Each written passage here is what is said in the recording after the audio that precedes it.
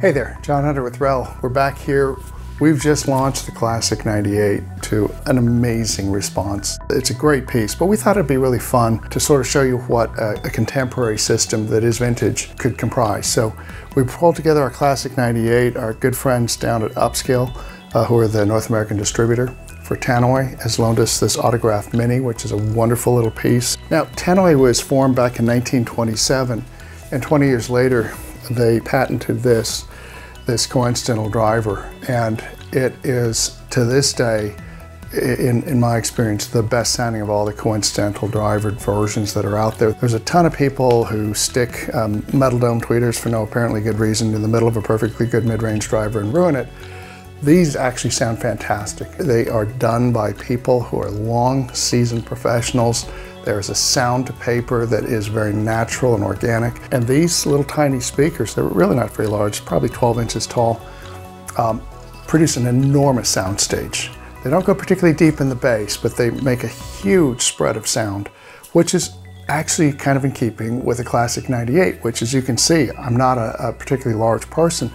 It's not a huge subwoofer, and yet it goes down exceedingly deep, and it produces this huge room-filling carpeted bass. So the two were sort of made to work together, and we just thought we'd bring this together.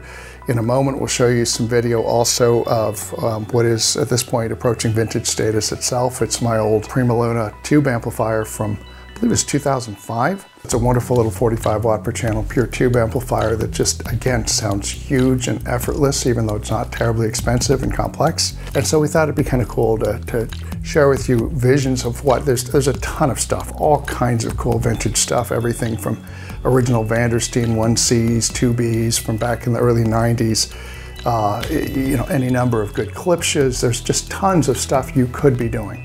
But we thought it would be fun to pair these things together. These are sort of a guilty pleasure I've only discovered in the last year or so myself. They've really only been out for about 12 or 15 years. When I first saw them, I just assumed, how did I miss this? This was probably done like 1963 originally, but it's only been around 10 or 15 years. I think it's one of those hidden pleasures that a lot of people don't even know about out there. We all hear about, you know, things like LS35As from the late 70s. Those are great. I'm not taking side swipes at anybody, but this has an unusual spread. It's a huge wide dispersion angle to the mids and tweets, and you get this really big curtain of sound, which blends beautifully with the scale of this piece. They're both much larger than they appear to be in their scale, and you put them together and it's a peanut butter and jelly sandwich. There's no other way to put it. It's fantastic. So this is our first attempt to give you guys some vision of what we were thinking of when we said, hey, there's so much cool stuff out there that's being produced from our friends at ProAct, our friends at Harbeth, just on and on. There must be 15, 20 really highly regarded brands out there that build things in this genre. This is just the first of them. It's going to be relatively important to understand how expensive this is. These are not ultra cheap products. This piece, the Classic 98, comes in at $13.99 each. These little guys are $20.95, I believe, at $21.95, so $2,200 a pair. And the EVO 100, the new modern version of the Prima Luna integrated that I own, is somewhere up around $27.95. None of these are super expensive, but they're also not inexpensive. I just want to prep you for that. You do get what you pay for. The quality of woodworking on our cabinetry is absolutely exquisite. And the same goes here, right? We were just talking about how beautifully done these grills are.